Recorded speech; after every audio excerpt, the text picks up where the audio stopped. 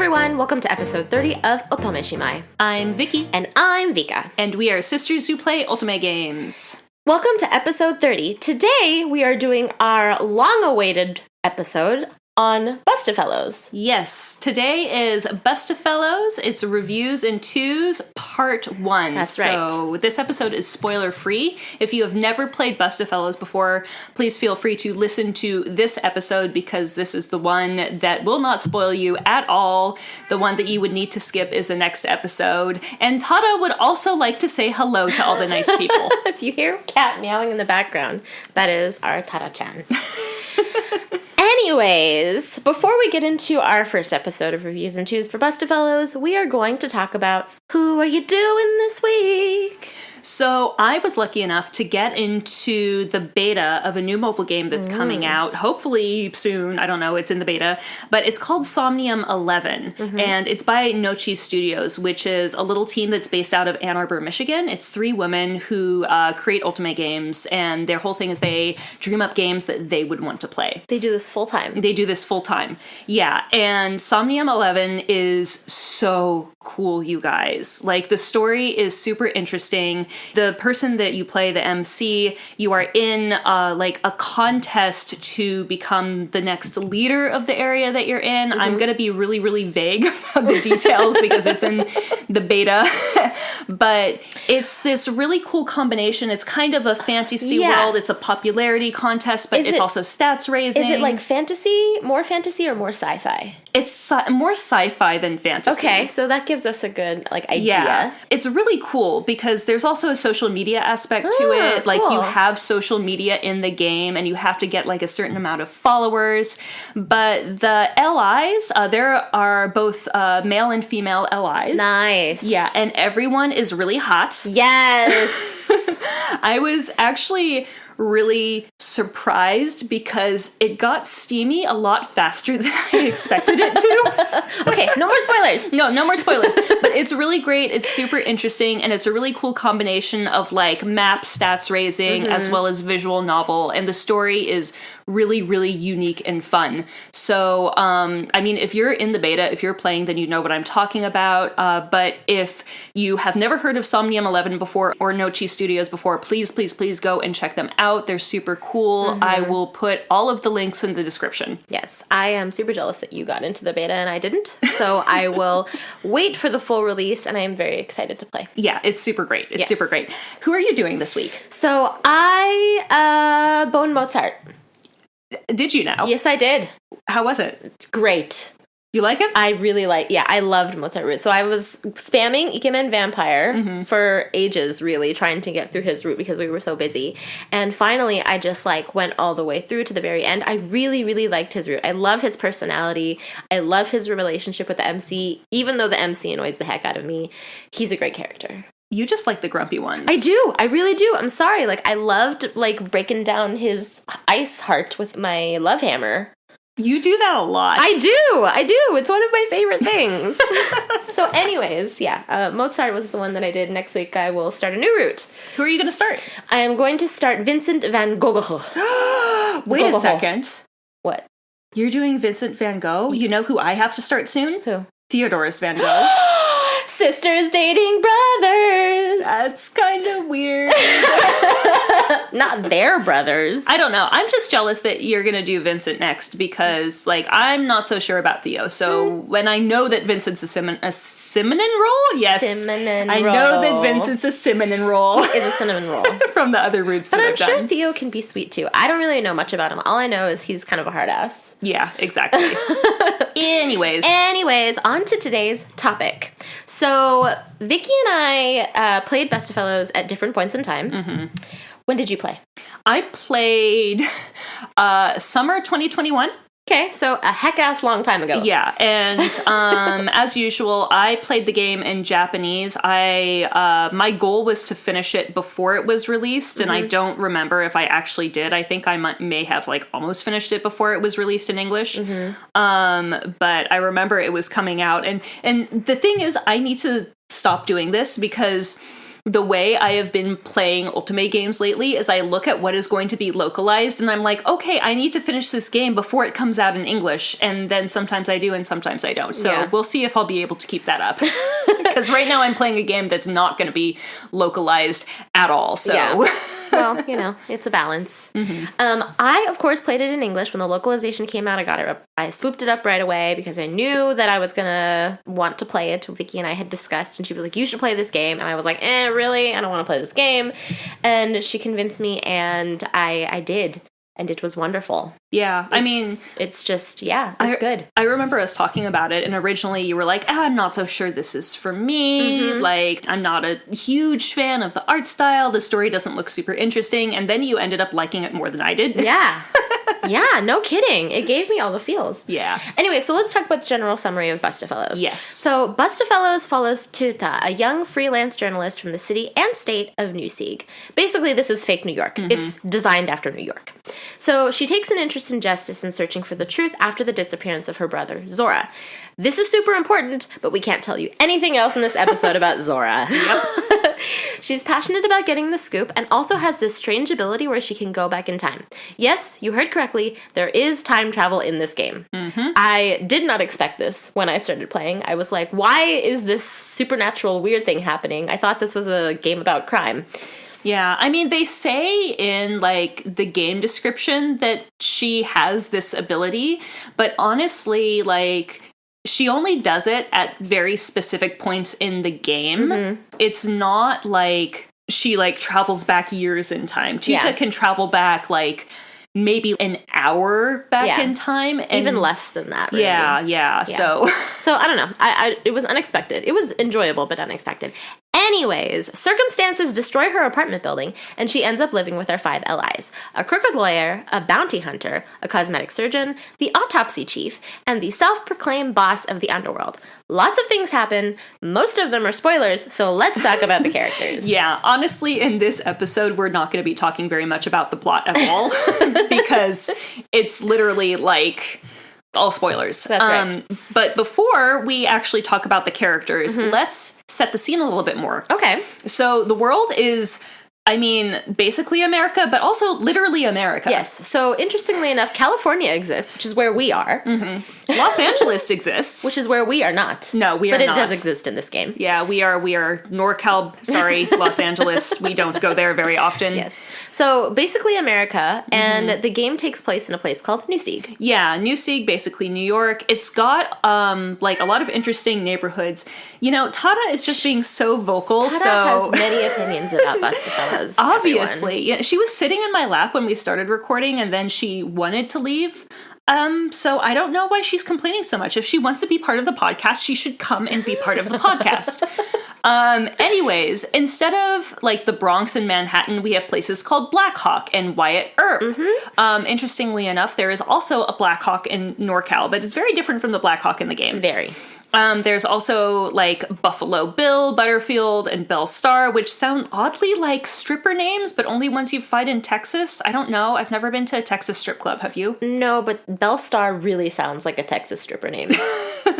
Just saying. Anyways, if you want to know more about Newsig, they actually have a really detailed map of it and all of the places in it. I have the art book for it, and the map is there. You can also find the map online. I would highly recommend checking it out if you are actually currently playing the game, because it gives you a good idea of where things are taking place. Yeah, that I found super helpful, because throughout the game you end up with, like, background CGs of places that don't seem like they connect, but once you look at the map, you're like, oh, like, this is where they went, or this is how they traveled. So super helpful, super awesome to look at. Yeah. And also in this game, there's a lot of driving from point A to point B in cars. Yeah, I love the car scenes. It's the same car, but there's always someone different driving it. And somehow they all fit them into the same car. Actually, I don't think Scarecrow drives. Oh, does he not drive? Or I think he owns cars, but I don't really remember him driving very much. It's like everyone else chauffeurs him around. I mean, That's true. But it's usually Tuta, Limbo, or Shoe driving. Yeah, well, because Mozu has his bike. He doesn't usually drive either. Okay, we'll talk about the characters in a second, so you'll know who we're talking about. First, the MC. Tuta Bridges. So Tuta is bright-eyed, positive, energetic, and opinionated. Shocker. She's a journalist. Yeah. Of course she's opinionated. She's also fully voiced in the game. Yeah. I really, I have opinions on fully voiced MCs. I personally really like them because it gives me a sense of, I'm in this and I'm, experiencing it as a story as opposed to a self-insert. But, yeah, I was a little bit shocked at how intense Tuta's voice was. Yeah. I'll talk a little bit about how I felt about that in a second, but a little bit more about Tuta first. She has friends who are not the love interests. Yes. This is great. Tuta is an MC that has a life. She has friends. She has parents. She has both of her parents are alive. They live in LA. And yeah, so she has this whole life outside of the LIs. Even once the game gets started, her life does not automatically become all about the LIs. Yeah, I really liked this. Yeah, she does end up living with them, but she still goes and socializes with her friends. She still goes out and does her job and lives her life like normal. And that was really unique. Yeah, she talks to her mom. It's really interesting. This is an unorthodox MC. Yeah. Like we said earlier, she can travel back in time. And she fully takes advantage of this ability whenever something terrible happens. Yes. The only thing is that when she does travel back in time, she ends up jumping into someone else's body. Yes, because time and problems. You can't be in your own body. Yeah. And she can't be in someone else's body forever because when she's out of her own body for a while, she starts to feel really sick. So she can only do this a couple minutes at a time. Yeah. But also, when she does it, the person whose body she's in loses the memory of what they did during the time that Tuta took over. And there are consequences for that. There are. And she does kind of have that internal battle. She talks to her friends about it. What did I do to this person? I wonder. And she finds out in some cases, she'll go back and be like, oh, what happened to this person after I took over? Did they do this, do this, do this? And sometimes bad things happen. Sometimes nothing happens and it's fine. Yeah. The thing that really amazes me that she can actually get things done when she's not in her body. Something bad happens, she goes back in time, and then she resolves the issue by calling one of them and being like, hey, this is Tuta from the future. And they're like, you don't sound like Tuta. So they have to do this whole song and dance. And somehow she just manages to memorize everybody's numbers. That's true. She jumps into somebody's body, jumps back in time, and she's known these guys for a couple of weeks. And she has their phone numbers memorized. She calls each and every one of them. And I don't know how she memorizes their numbers. I really have no idea. That's the thing that shocks me the most. Not that she travels in time, but she memorizes everybody's phone number. I mean, I have a few numbers memorized, but most of them are memorized phone numbers that I have memorized from when I was a kid. And then the number that you've had since college I have memorized too, but that's because you've had it since college. Yeah, I don't even remember my own number sometimes. Anyways, Tuta is a cute girl. She literally knows nothing about romance and has a tendency for putting her nose in places where her nose doesn't necessarily need to be. Yeah. And for me, that's the thing that bothered me about Tuta. She is young, and she very obviously was raised in a relatively privileged household. Yes, she was. So she can be fairly naive about other people's struggles. And she does stop and listen to what other people say and admit that she was wrong and try to change her way of thinking. But she ends up putting her foot in her mouth a lot because as an investigative journalist, she ends up talking to people from all walks of life. But she does have a very strong set of morals that she seems to feel like other people also need to follow. And that can lead to some butting of heads, and she has to work to change her point of view. Yeah. But she's young, and her way of thinking is young, and at least for me, as someone who is more than a decade older than her. Yeah, she's only 21. Yeah, that was a difficult thing to connect with. She puts herself into a lot of dangerous situations and runs heads first into things and starts telling people things that she shouldn't be telling them without really thinking about them. Yeah. Yeah, I can see how that can be pretty frustrating because you're going through the story and you're like, oh no, Tuta, why would you do that? Please don't do that. It's a bad idea. Yeah. The thing though, and I think this is the reason why I ended up really liking Tuta at the end, even though she annoyed the heck out of me in the very beginning, was because she really does try to take other people's point of view and understand and really hears people out. She definitely bogarts the conversation and like butts in, and like in the very beginning, like everything is all about her. But at the end, she usually comes to a compromise and tries to be very understanding, and I like that. Mm-hmm. So kind of going back for a second to the whole fact that Tuta is voiced. You mentioned that it was really interesting because that's not something that a lot of Ultimate games do. For me, I actually didn't end up being a huge fan of the fact that Tuta was voiced. And I think part of the reason why is because I didn't connect with her. And so whenever like she would like go on a little rant or start freaking out about something, it ended up just annoying me versus like me having empathy for her. I didn't connect with the character. So having the character be voiced and having her screeching in my ear when I wasn't already happy with her ended up taking me out of the story a little bit. Yeah, you feel like you can empathize more when you're like reading through the lines, like in your own way of perceiving it. Yeah. Versus just hearing someone panicking and spitting out a whole bunch of information that they really shouldn't be spitting out to somebody who they shouldn't be talking to at all.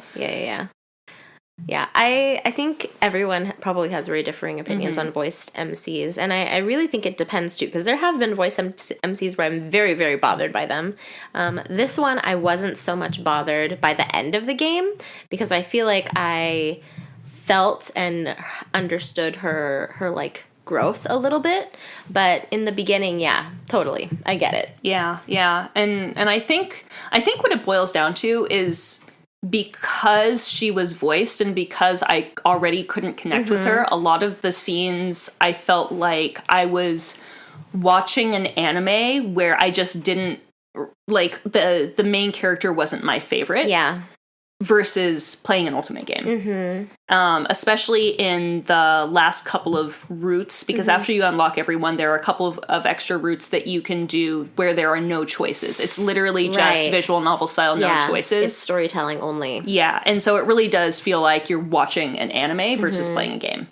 Yeah, that's a good point. That is a really good point. I feel like it immerses you in the storytelling, and it doesn't actually put you in the shoes of the character. You're definitely a third party, like, viewer, I guess. Yeah. I think it would be really interesting to hear from people who typically play as self-inserts. Because I feel like this would be a really difficult game to play for somebody who typically self-inserts. Yeah. But if you're the type of person who plays like us, where we don't do the self-insert and we play as if we're like reading a book, it's easier because you can separate yourself from that character. Yeah. Lately now there are options in Ultimate games where you can turn the voices off. So if you wanted to play through this game without Tuta being voiced, you totally could. We just didn't. We usually play it as it's given to us and have our experience kind of like in that way. But if you choose to not have her be voiced, you can do that. Let's talk about the LIs. The LIs. So the first one and the quote-unquote main dude, Limbo Scott Fitzgerald. If that isn't a Ponzi name, I don't know what is. Well, he is a Ponzi man. He is a big fancy lawyer. Yes, he is. He's also far too young to be a big fancy lawyer. He's in his 20s. He's like in his mid to late 20s, and just that's too young to be a big fancy lawyer. When did you pass the bar, sir? I know, right? He's really known for taking cases of like super rich dudes who probably are not innocent, but he is really good at getting them off. Not in that way. Why did you say it like that? Because that's what you say. That is the way that you phrase it. Anyways.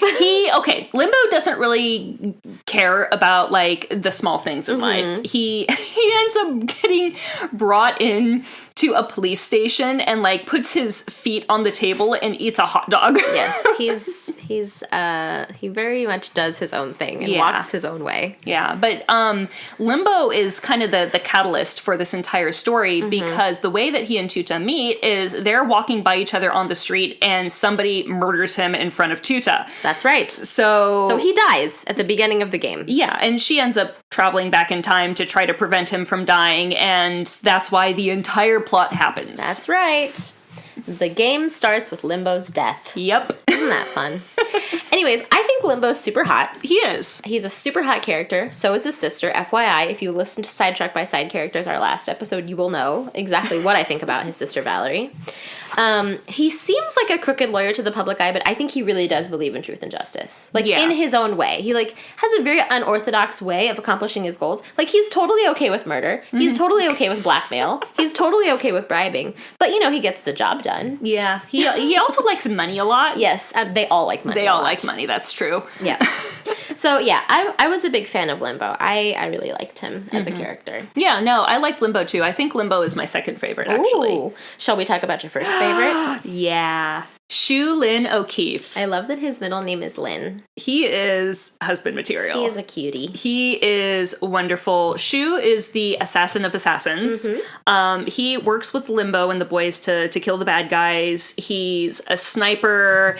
But he also, like, he uses these adorable hair clips when he's at home. He clips his bangs up, and it's just, it's just the best Gap Moe ever.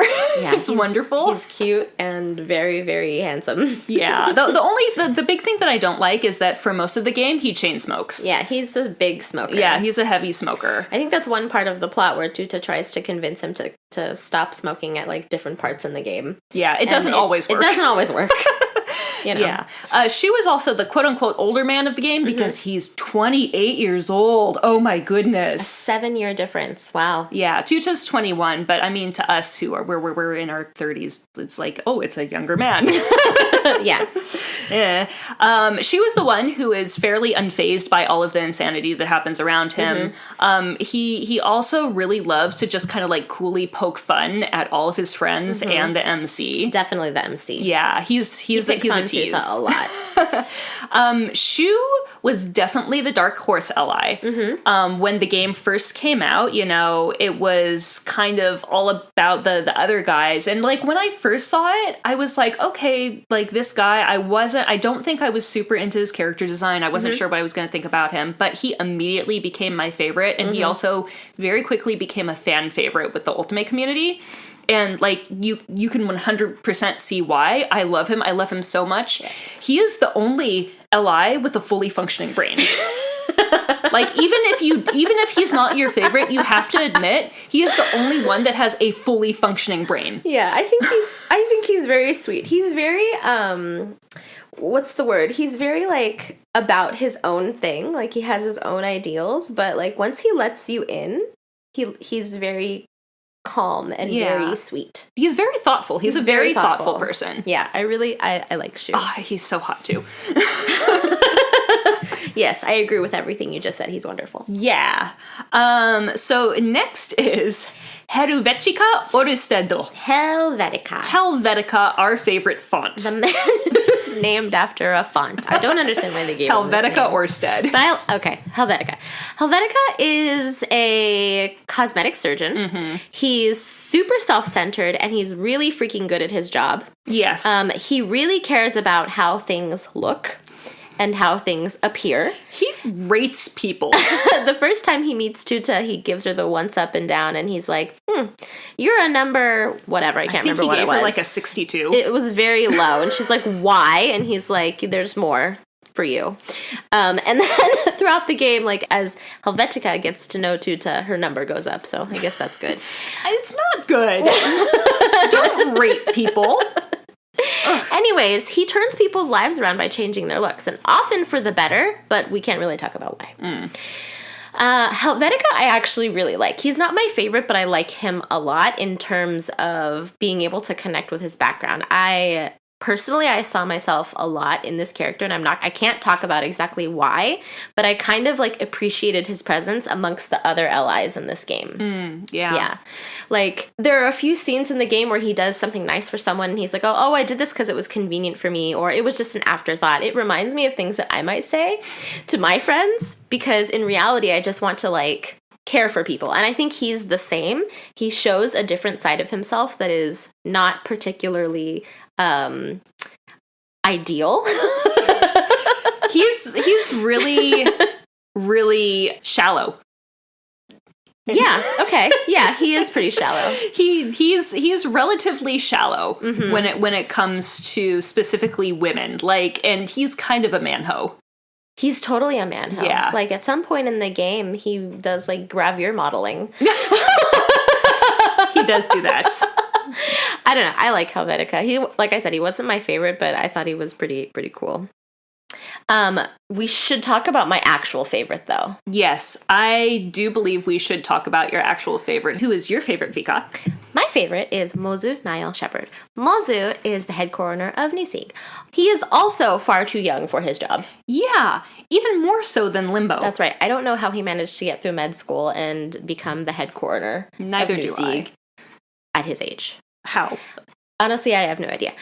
Either way, Mozu is his character and personality. He's outwardly expressionless and overly analytical, but he's actually quite sweet. He is. Like, when you first meet him, you're kind of like, what is this guy? Because he's constantly just, like, spouting out off, like, super analytical medical terms. That's right, and facts. And like, facts. He's very factual. Yeah, and he also, like, kind of overshares about some stuff. He does. He doesn't quite understand how human interaction works. Yeah, that's true.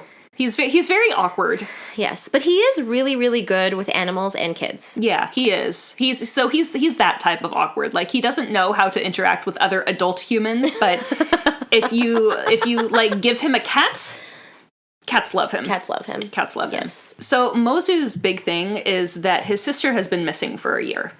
And, like, they just don't know what happened to her, and, that's the reason why he kind of, like, joined the gang.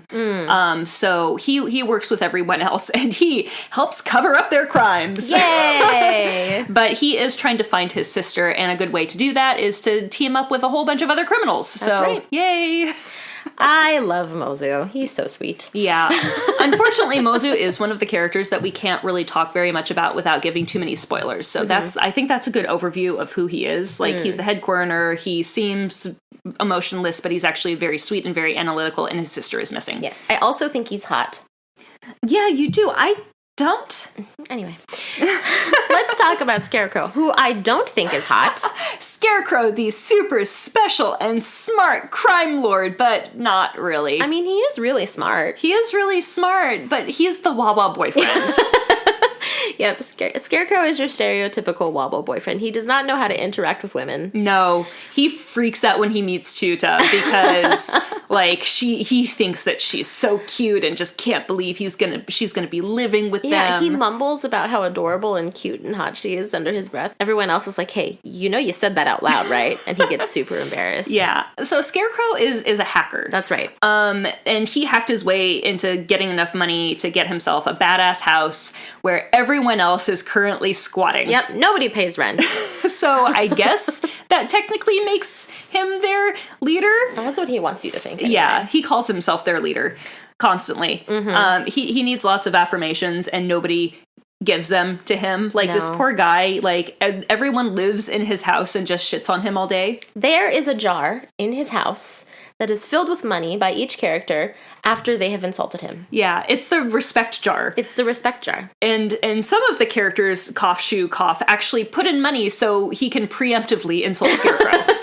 Scarecrow is also known as Crow, or in Japanese they say Kuro, which confused me because at first I was like, his name is Black, but no, it's short for Scarecrow. That's right.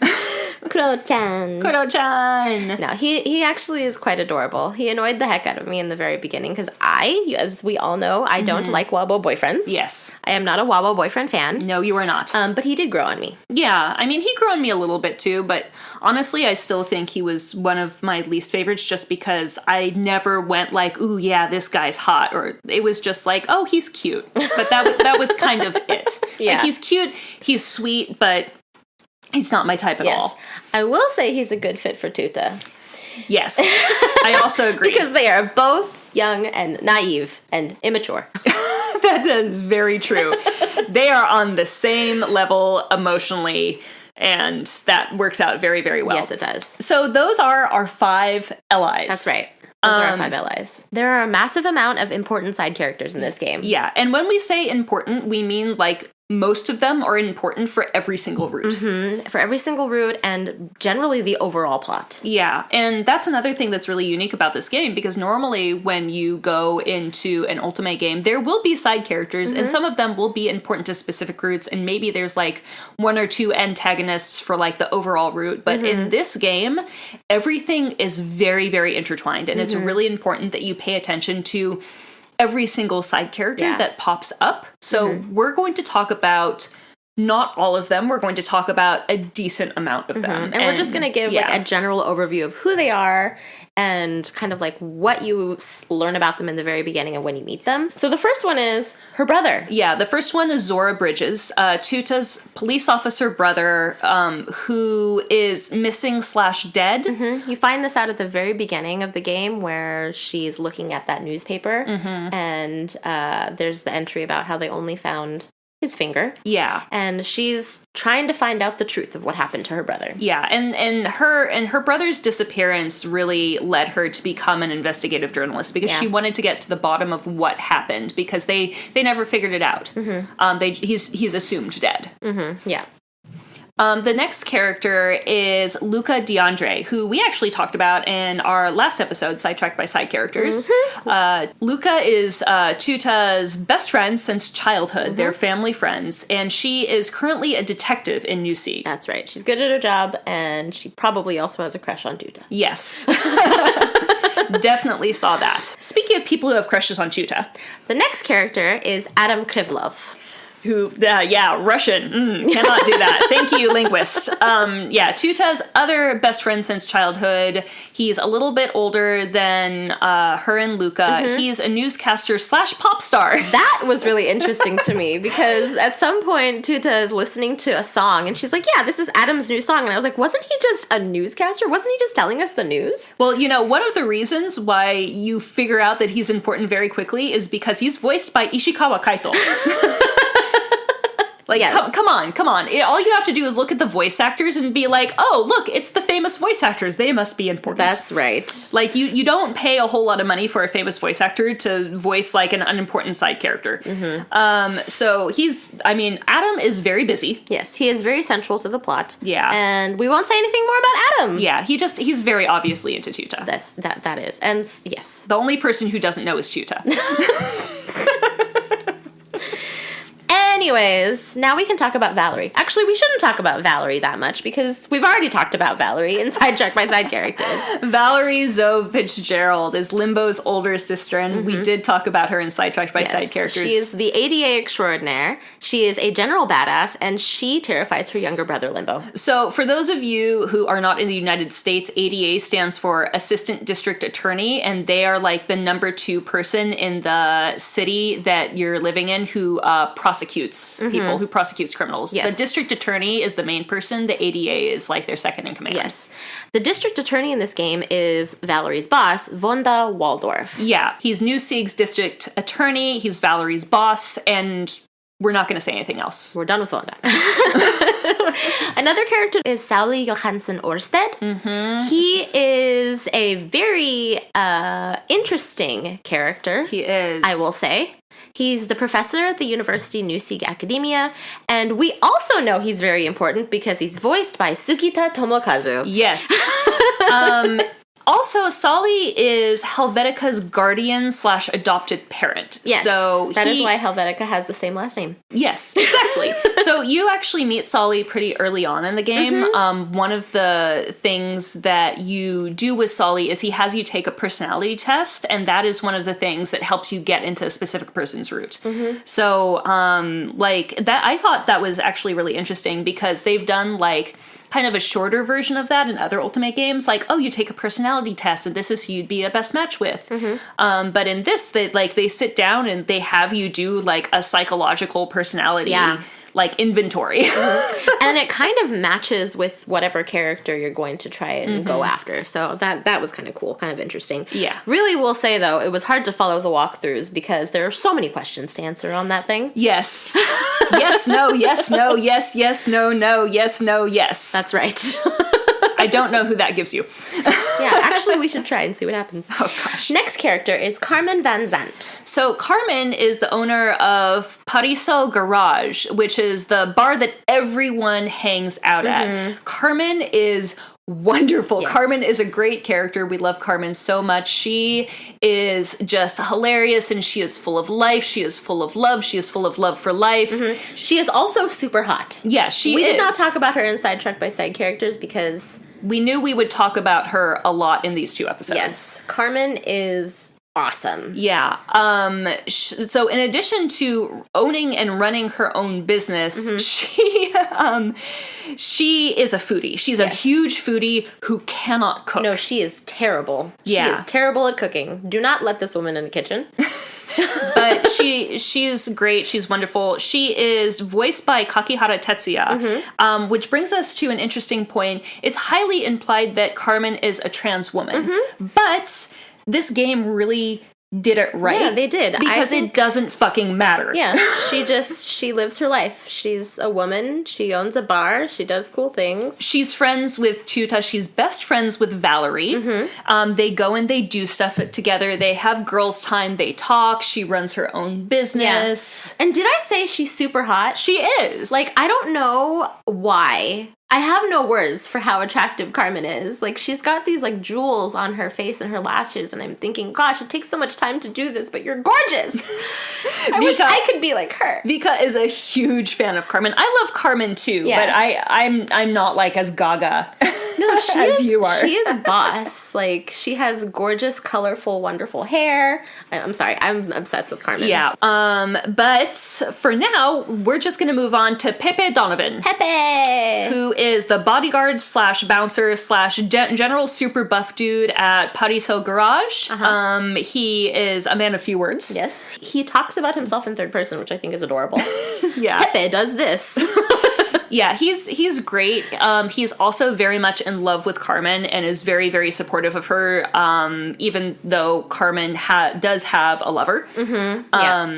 Who her darling is off traveling for work, so we don't really find out too much about him until the very end of the story. Yes. But we do know that Carmen's in a relationship with someone. There's one more character, and that is Alex Ratliff. So Alex is the young orphan who helps out at Carmen's bar. Carmen is very attached to him. She feels very protective of him. He lives in the slums, and Carmen wants to adopt him with her darling once her darling comes back from traveling from work. Yes. So she very much takes care of Alex. Yes. But also, Alex very much takes care of her. Yeah, Alex. Because he knows more about owning a bar than she does. Alex helps cook. Alex does a lot of the cooking, even though he is underage. Also, he's able to take the orders because neither Pepe or Carmen can do that properly. No, they don't remember, and you just end up with whatever. Yeah, so these are the side characters from this game, and like Vicky said earlier, this game, BU TAFELLOWS, was really interesting in that you have to really pay attention to the side characters. Yeah. So it's a really cool story. So what about our overall non-spoilery thoughts? So my overall non-spoilery thought is that I think that this is like the best localization of a game. Like, it's so good. Every time I was running through like scenes or just like voiced parts, I would hear what they're saying in Japanese and I would see the translation and be like, wow, that is a really cool translation for what they did or for what they said. Like, one person says something like wakarimashita, or I understand, or I get it, and they translate it to capiche because the character is cool and chill, and he just like he would say capiche. Yeah, and I really like that. They did a good job. Yeah. No, I completely agree. I think this is one of the best localizations of a game on console that I have ever seen. Yeah. I know that when we did our episodes on Ikemen Sengoku, we said it was the best localization of a mobile game that we've ever seen. And to be completely honest, the way that BU TAFELLOWS was localized really reminded me of the way that Ikemen Sengoku was localized, because they didn't just do the translation, they really made it make sense in terms of the character's personality, and they put a lot of the character's personality into the dialogue, and that's something that's really difficult to do when you're translating. Yes. I think that this game really exemplifies the difference between translation and localization. Yes, I absolutely agree. I truly believe that they localized this game and they did it well, and they really put the personality in, and they tried to have it make sense for what is happening in this game instead of just looking at the words and saying, okay, this is what this word means in English. Yeah, I agree. Yeah. I know that you had some other thoughts that you thought were a little bit annoying when we were talking about the game and the dialogue. Something that we realized happens both in the Japanese version and the English version is there is not subtitles for all of the lines. There is not writing for all of the lines. That's right. Especially in the transition scenes, there are, continuations of conversations that they just don't put subtitles for. Yeah, and it's the same in the Japanese version. When one scene transitions to another, you get a fade out when people are still talking.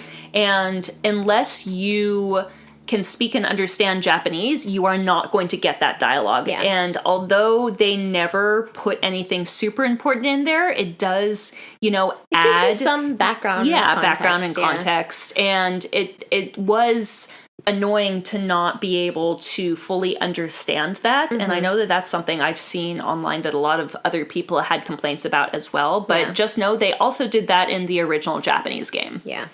There were a few times where I would go back, I would look at the log, and the lines would actually be in the log, even though they weren't part of the game. So I thought that was kind of weird that they had the subtitle for that, but they didn't actually put it there because of the transition. So in some cases, you can go back and kind of see what's going on, but it messes with the flow of the game if you do that. Yeah, definitely. What's the last overall non-spoilery thought I have? Oh, this is my favorite. Helvetica has nipples. They all have nipples. Okay, but Helveticas are the most important. I mean, sure. Yes. That's what you want. That's what I think. So what about what route orders did we go in? Okay, well, you played first. Yeah. So what was your route order? So I did Limbo, Shu, Helvetica, Mozu, then Scarecrow. What about you? Okay. I did Limbo, Shu, Helvetica, Mozu, and then Scarecrow. We actually did the same order. This does not normally happen. So when we talk about the game in the very beginning, I usually do whatever I feel is going to make the most sense for me. And I didn't realize that when Vicky played through, she did it in the exact same order that I wanted to do it in. I mean, I typically do the quote-unquote recommended order, but sometimes the recommended order is like, do this one first, do this one last, and then anyone in the middle is fine. Yeah, so in this case, what do they say? Start with Limbo, end with Scarecrow is what's recommended. Yeah. I kind of agree with that. I started with Limbo, set it up, didn't give me a lot of information. I think ending with Scarecrow is the best choice. I agree. Ending with Scarecrow gives you a lot of information about kind of the final two routes that are not there. There's no secret character in this game, but they do two wrap-up routes. One which gives information about the overall underlying plot that's happened, and one that gives Chuta personal closure. Yeah. No, I think it's really good the way they set it up, and the route order does make a difference. I mean, I just did Mozu right before Scarecrow because I knew Mozu was going to be my favorite. Yeah, you knew pretty early on that you were going to like Mozu. Yeah. So there you go. We did the same route order, and we recommend the same. Yeah. Start with Limbo, end with Scarecrow, and then figure it out in the middle. Yeah, exactly. One thing that I really like about this game is that they have, route indicators. There are parts or specific scenes in this game that kind of, tell you that you're going in the right route or going in the right LI's, story. So you know that you're in the right route when you get 3 specific scenes in the common route that fit with the particular LI that you're going for. So the first scene is when they name the cat. We promise this makes sense. I promise. Naming the cat makes sense. Yeah, basically they end up adopting a cat. And or rather, the cat adopts them. Yeah, the cat adopts them. And each LI suggests a name for the cat early on, and then there's a scene where they end up choosing the name for the cat, and basically they each call the name that they chose, and the cat responds to one of them. And that's how you know that you're going in the right direction. That's right. The second scene scene that you kind of like get an indicator of what route you're in is when Tuta actually takes a ridiculously long time to open a letter. Oh my god, she gets this really important letter and sits on it for like 3 days, and it annoyed the hell out of me, because who sits on an important letter for 3 days? Just open the letter! Yeah. Whoever sits on the couch with her is like the one to encourage her to finally open the letter, because she's like, I need moral support, and they're like, okay, fine, let's open the damn letter. She needs moral support to open a letter. Anyways, so that's how you know that you're in the right route. If she's sitting next to Limbo, you're in Limbo's route. Yeah. The last one is a very fan servicey scene at the pool with Carmen and Valerie. Yeah. Carmen and Valerie end up buying a swimsuit for Tuta, and it turns out that one of the LIs helped choose the swimsuits. So whichever swimsuit Tuta ends up wearing corresponds to the route that you're in, and you get a cute little scene of how they ended up choosing the style, and it's very cute and blushy, and you also get Carmen and Valerie in a swimsuit. Yes, extra bonus win. They're so hot. Yeah, you get most people in a swimsuit. Although with Helvetica it doesn't matter because he's half naked most of the time. Pretty much exists in his robe. Yeah. Anyway, so that's kind of like where we'll wrap up. But before we finalize this episode, guys, we cannot do an episode 1 of Reviews and Twos without doing Bone, Marry, Yeet off a cliff. So we're gonna pull our names out of a hat, or rather an Ikemen Sengoku mug with Yukimura's face on it. Hello, Sanada Yukimura. And I'm gonna shuffle up the little papers in my mug. Shake. Shake Yukimura. Shake Yukimura. Okay, Vicky. Pick the first character. Okay, the first character is Scarecrow. Okay. The second character, Tada's like trying to eat me. That's right. Tada's very interested in what's happening with this character mug. is Shu Lin O'Keefe. Okay. Scarecrow and Shu. Who's the last one?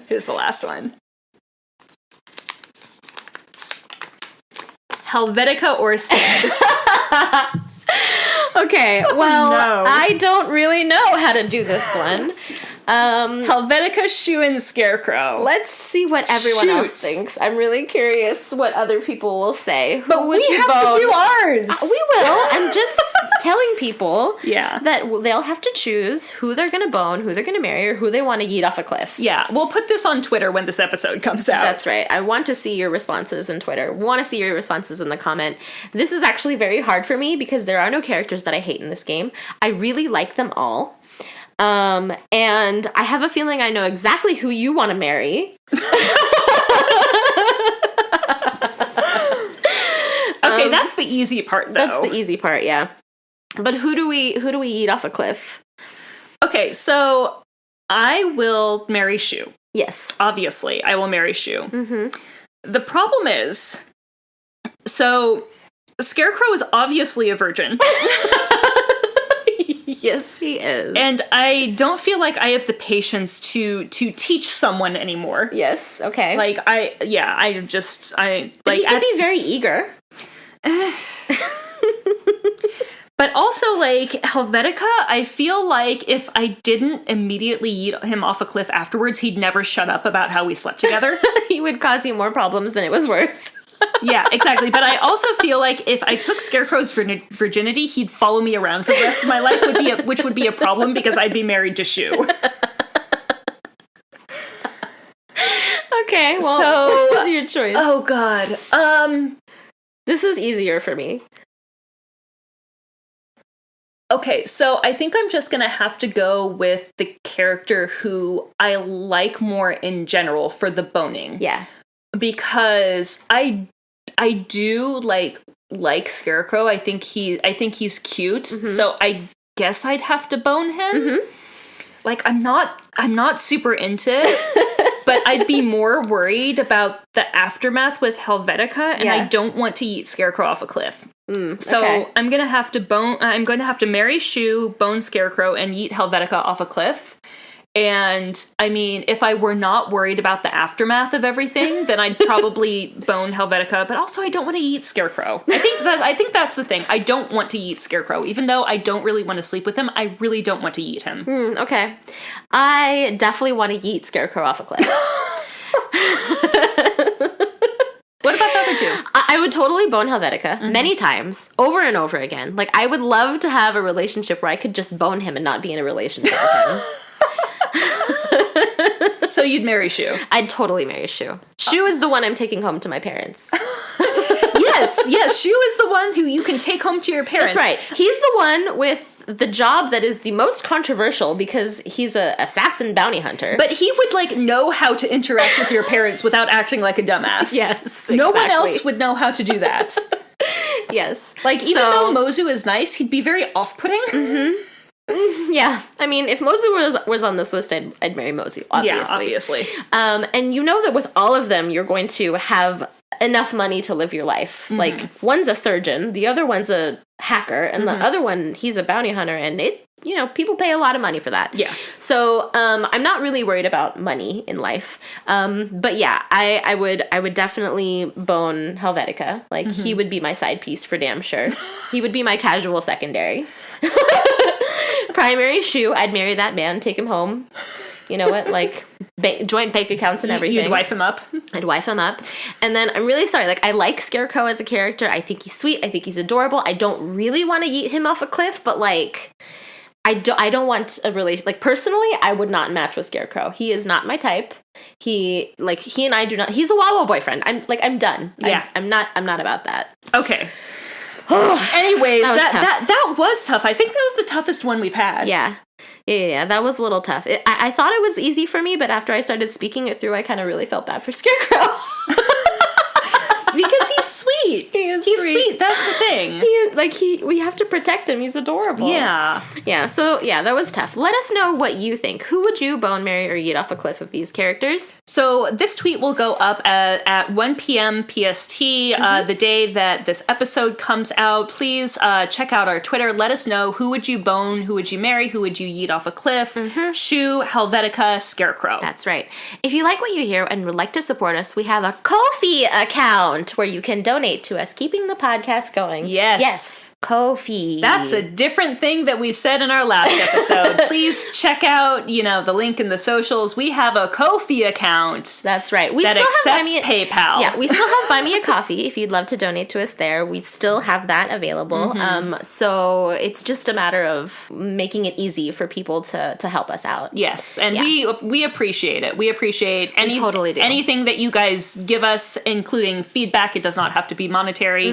We love it when you guys comment on our Twitter. Yes, we love interacting with everyone. We love getting fan email. Yes! Oh my goodness! We had a little cry fest the other day because we got a really, really, really nice fan email. So thank you so much for that. You know who you are.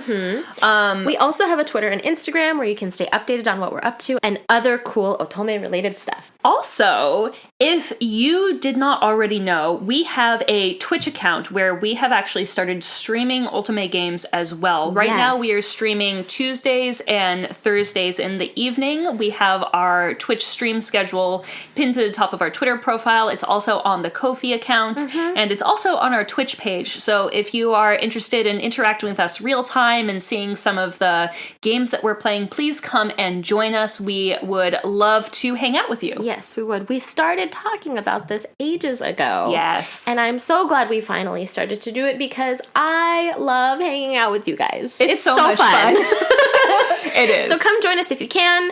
Thanks for listening, and see you next time. Bye!